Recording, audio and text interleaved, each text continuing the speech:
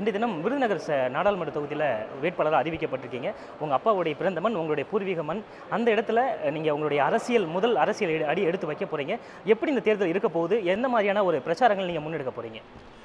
தேர்தல்னாலே மிகவும் ஒரு சவால் ஒரு விஷயம்தான் தேர்தல். எல்லாருக்குமே தேர்தலில் நிற்கிறப்போ மிகப்பெரிய சவால். எனக்கு இது முதல் தேர்தல். நான் கேப்டன் எங்களை விட்டு பிரிந்து ஒரு 4 months ஆயிருக்கு. இருந்தாலும் அந்த சம்பவத்தை நாங்கள் மீண்டு வெளியே வரலை.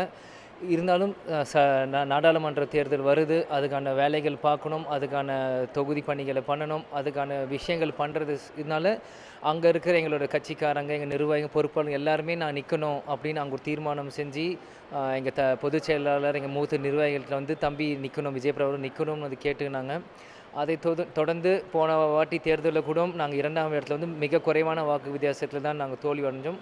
அதனால் கேப்டன் எங்களோட சொந்த ஊர், அது எங்களோட தாத்தா ஊர், என்னோடய பூர்வீகம். அதனால் தொடர்ந்து நிறைய கனெக்ஷன் அங்கே இருக்குது. அதனால் விருதுநகர் எங்களோட நல்ல ஒரு ஸ்ட்ராங்கான தொகுதியாக இருக்கணுன்ட்டு எங்களை எல்லோரும் வேண்டிய விருப்பத்துக்கு ஒரு வேட்பாளராக அறிமுகம் செஞ்சுருக்காங்க. அந்த அறிமுகம் அவங்களோட ஆதரவுக்கு நிச்சயம் நான் பூர்த்தி செய்வேன் நான் நம்புகிறேங்க. முதல் முறை நீங்கள் அரசியல் களம் காண்கிறீங்க. என்ன மாதிரி பிரச்சார வியூகங்கள் முன்னெடுக்கிறீங்க? அந்த தொகுதி மக்கள்கிட்ட ஏற்கனவே பிரச்சாரத்துக்கு போயிருக்கீங்களா?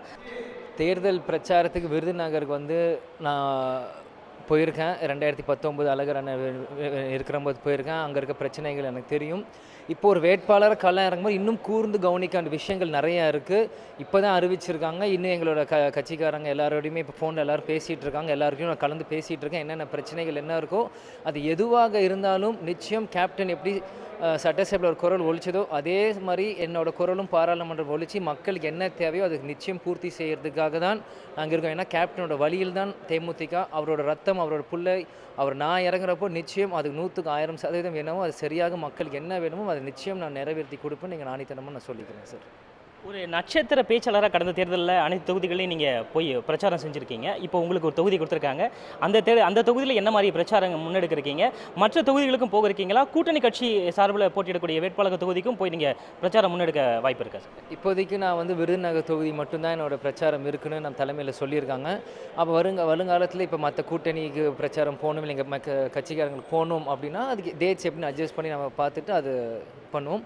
பிரச்சாரம் வியூகங்கள் எல்லாமே யங்ஸ்டர்ஸ் கவர் பண்ணுற மாதிரியும், அவங்களுக்கு வெறும் கவர் இல்லாமல் அவங்களுக்கு என்ன அவங்களுக்கு தேவையோ அதை எடுக்கிற மாதிரியும், அவங்களோட வீட்டு ஒரு மகனாக இருந்து அவங்களுக்கு என்னவோ ஒரு நடுச்சேரன் ஆளாக இருந்து தான் அவங்களுக்கு எதுவாக நான் பண்ணி கொடுப்பேன்.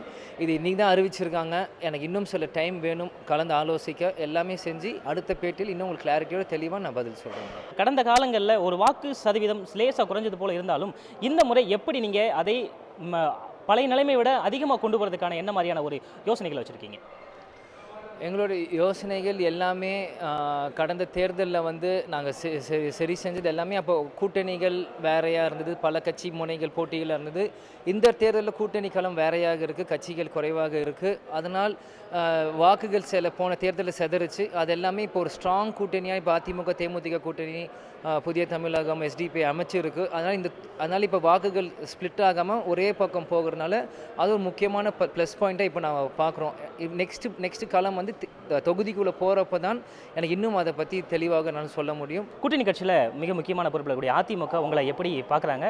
உங்கள் அப்பாவுடைய பிரதிபலிப்பாக உங்களை பார்க்குறாங்களா? உங்களுக்கான கடமைகள் என்னென்னவா இருக்குன்னு நீங்கள் நினைக்கிறீங்க? இல்லை, அதிமுக தேமுதிக எப்பயுமே ஒரு வெற்றி கூட்டணி தான். ஏன்னா நாங்கள் 2011 நாங்கள் ட்ராவல் செஞ்சிட்ருக்கோம். பல இடங்களில் நாங்கள் பிரச்சாரம் ஒன்றா செஞ்சுருக்கோம். எல்லாருமே எங்களுக்கு பழக்க வழக்கங்கள் இருக்குது. அதே நல்ல மரியாதையும் நட்பு ரீதியாக தான் நாங்கள் இன்னமும் இருக்கிறோம். இந்த நேரத்துலையும் கேப்டன் இல்லாத தருணத்துலையும் அதுக்கான எனக்கு உரிய மரியாதை, கேப்டன் மகன்கிற மரியாதை அனைத்து தரப்புலையும் கொடுக்குறாங்க. எடப்பாடி அவர்கள் முன்னாள் முதலமைச்சராக இருந்தாலும் அவர் வந்து மிக கவனமாக இந்த தேர்தலில் கையாண்டிருக்கார். இந்த கூட்டணி விஷயம் எல்லாமே நிச்சயம் இது வந்து ஒரு பிரகாசமான கூட்டணி. ஏன்னா நாங்கள் எதிர்பார்த்ததும் எங்களுக்கு கிடச்சிது, அவங்கள எதிர்பார்த்தும் கிடச்சிது. எல்லா பக்கமும் பேலன்ஸாக தான் போயிட்டுருக்கு. நிச்சயம் இது வந்து ஒரு நல்ல ஒரு ஸ்டார்ட்டாக தான் நான் பார்க்குறேன். உடனுக்குடன் செய்திகளை தெரிந்து கொள்ள சன் நியூஸ் பெல் ஐகானை கிளிக் பண்ணுங்க.